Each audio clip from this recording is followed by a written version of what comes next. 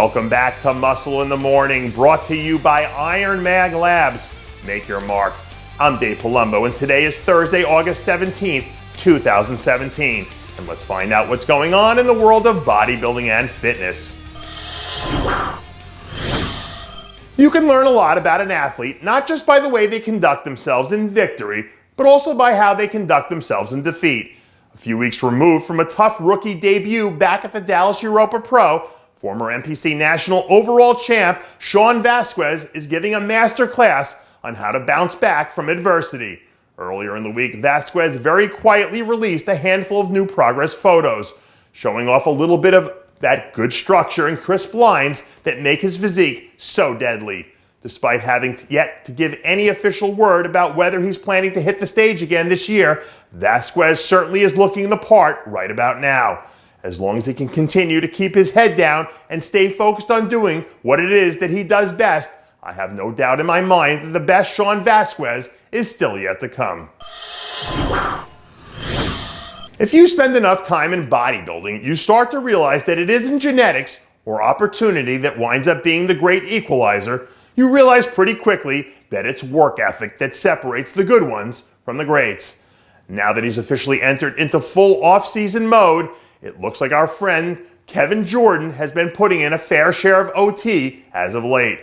New update photos coming out of the Jordan camp show the third-year man looking much improved and tipping the scales at an alleged 270 pounds. During his contest season, we saw KJ manage to finish top 5 or better in all 3 of his contests. And to his credit, he was more complete front to back than he's ever been.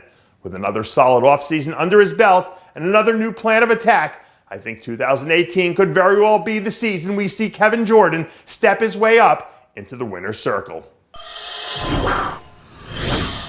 I heard a quote earlier this week where someone said that there's no worse life to live than a life that's filled with regret.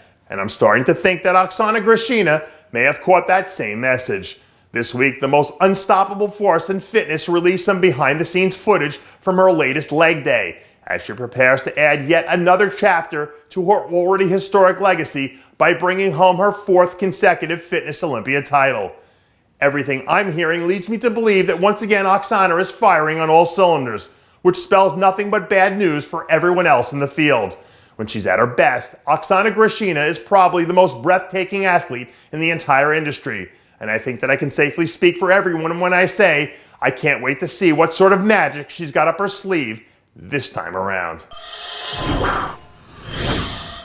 Believe me when I tell you that hurricane season down here in South Florida is about as real as it gets sometimes. But even Mother Nature would have a hard time matching the sort of fire and fury that Brandon Currie is bringing right about now. This week, Currie was spotted completely crushing his latest chest workout and looking a whole lot like someone who's having a dream of a top 6 Olympia finish. Whatever sort of voodoo plan Curry's been cooking up out there at Oxygen Gym has been working, because he looks like he's back to being that supernatural version of Brandon Currie we saw to start the season. Whether or not what we're seeing in the gym is going to translate on stage is still anyone's guess right about now. But if I were a betting man, I certainly wouldn't have a problem laying down a few dollars on Brandon Currie scoring a career best Olympia finish a few weeks from now. If you believe what you hear on the news, the US and North Korea are about 2 steps away from being locked in an all-out war.